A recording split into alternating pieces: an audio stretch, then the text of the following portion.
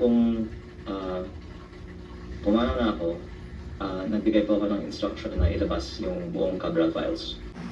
Mukhang delikado na rin si Congressman Libiste dahil naman may bili na siya. Anong meron dyan sa listahan?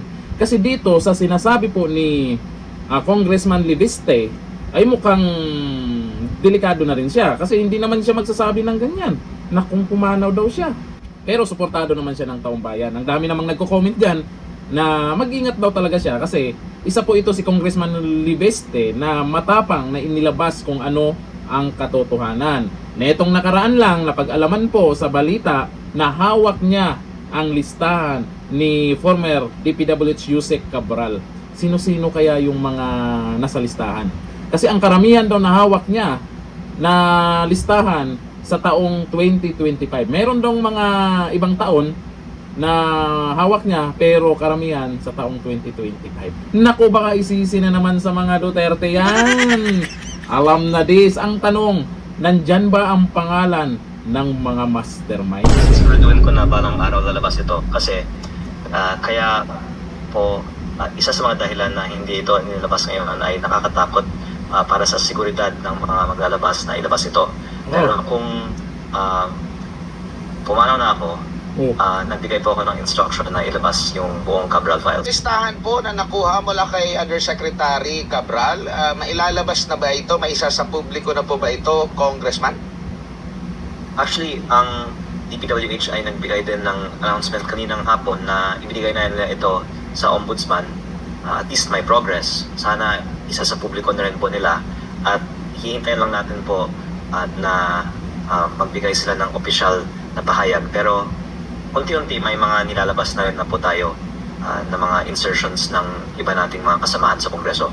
Opo, meron po kayong inihain na resolusyon na imbestigahan din po itong pagkamatay ni Undersecretary Cabral. Sakaling pahintulutan ito, maaari din bang ilabas yun doon sa mismong pagdinig? Tama po, kasi gusto man natin na ilabas kaagad ang ating mga files. Unang-una, mas maganda kung opisyal at kompleto at may paliwanag ang pagsasapubliko nito. Kaya kung kasama ang DPWH, mas maganda para hindi na rin questionin ng iba ang ilalabas natin. At kung nasa Kongreso, mas maganda pa. At ang alam kong gustong malaman ng marami ay ano ba ang laman nito. Ang expectation naman ng lahat ay tama na halos lahat po ng mga mataas na opisyal sa gobyerno ay may mga DPWH insertions. Opo. Pag sinabi po nating insertions, itong mga proponent ba nito ay automatic may nagawang kasalanan, Kong? Hindi po. At ang ibang mga veterano ay pinagmamalaki nila ang kanilang mga insertions dahil maganda naman ang mga nagresultang mga proyekto dito. Pero may ilang mga insertions na hindi man lang alam ng mga komunidad na ang mga proponent ang nag-insert at pati yung mga proyekto hindi nga alam na may ginagawa ang komunidad. At minsan, ang mga proponent ay may kaugnayan din sa mga contractor na gumagawa ng mga proyektong ito. Kaya kapag may itinatago, ang suspicion ay may masama. At kung hindi natin itinatago, mas maganda, yan po ay patunay na walang masama. Opo. Doon po sa listahan po, sir, meron po ba kayong rough estimate muna kung ilan nga yung nasa listahan na may insertions at listahan po ng mga proponents at maaari nyo bang maibahagi kung ilang ang percentage dito na tingin po ninyo ay merong anomalya? Sa DPWH 2025 National Expenditure Program, meron 721 billion pesos of projects at bawat isa ay may proponent ayon sa listahan ng DPWH. Sa 721B na ito, 401 billion ay proponent ang district congressman. Ito po ang tinatawagang allocable. At yung lampas dito na 320 billion, ang outside allocable na iba-iba ang mga proponent. Kasama po dito ang tinatawagang leadership fund. At meron din pong mga ibang code names na ayon sa aking research ay mga pinaparte-parte sa mga kontraktor. Ang ibang mga proponent din naman ay mga secretary at undersecretary ng mga ahensya na hindi DPWH. Kaya ang lumalabas basta ikaw po ay mataas na opisyal sa gobyerno, pwede kang umirit ng flood control project insertion. Oh, Opo, sana sir, all. linawin ko lang, yung daan-daang mga allocables, yung mga insertions na sinasabi po, meron po ba kayong maibahagi na estimate kung ilang porsyento rito po yung possible may anomalya?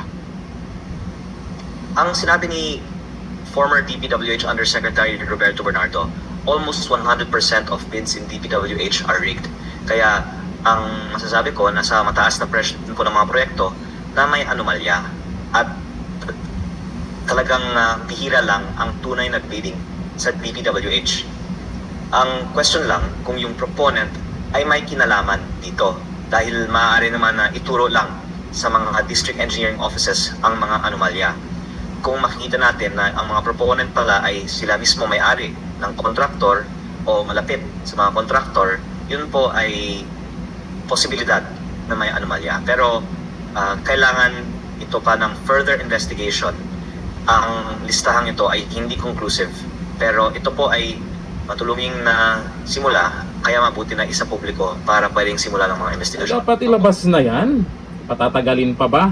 Kasi naman, kung hihintayin pa na mapunta sa ibang kamay ang listahan na yan at maunahan pa itong si Congressman Libiste na may ibang maglabas niyan, nakakasiguro ba tayo na walang dagdag bawas yan? Yun yung problema ngayon di ba? Kasi mga politiko po ang posibleng sangkot dyan sa mga insertion at siguro isang dahilan po yan kaya na-stress siguro itong si Yusek Cabral. Akalain mo, ito pa lang si Yusek Cabral ay nasa kanya. Hawak niya itong mga listahan lalo sa insertion. Ngayon, hawak na ni Congressman Libiste. Ngayon naman si Congressman Libiste, mayroon na siyang sinasabi na kung pumanaw daw siya, ilabas lahat ng listahan ni former DPWH Yusek Cabral. Bakit pa kailangan dumating pa tayo sa ganon? Bakit pa kailangan patagalin yan?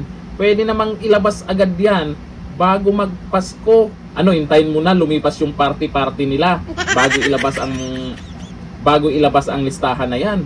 Mas maganda kung sino man yung mga nandyan sa listahan para naman pamasko din para sa kanila. Di ba? Ay magbasa po tayo ng komento po tungkol po dito sa pahayag po ni Congressman Libiste. Marami din pong nag-alala dahil hindi basta-basta po itong mga sinasabi nila kung may mga naisamang mga malalaking buwaya sa listahan na yan na hawak nila. Sabi ni Noel Plaso, ilabas na yan.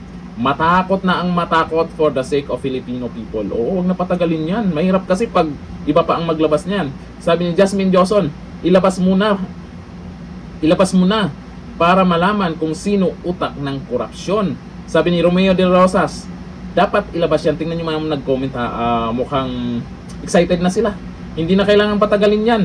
Sabi ni Rebecca Tubana, dapat ilabas na. Bakit pinatatagal pa? Yun nga bakit kailangan patagalin pa? Bakit hintayin pa natin na may mga mangyayari na naman na hindi maganda? Sabi ni John Loria, ilabas mo na kung wag mo na ipasa sa iba para iwas dagdag bawas. Abangan po natin kung ilalabas na ni Congressman Libiste yan, kung totoong hawak niya ang listahan ni former DPWH Yusek Cabral. Sino kaya sa tingin nyo ang mga nakapangalan dyan? Lalo na sa mga pumaldo sa insertion kuno. Tapos bandang uli, isisi na naman sa mga Duterte. Hanggang dito na lang. Thank you. Bye-bye.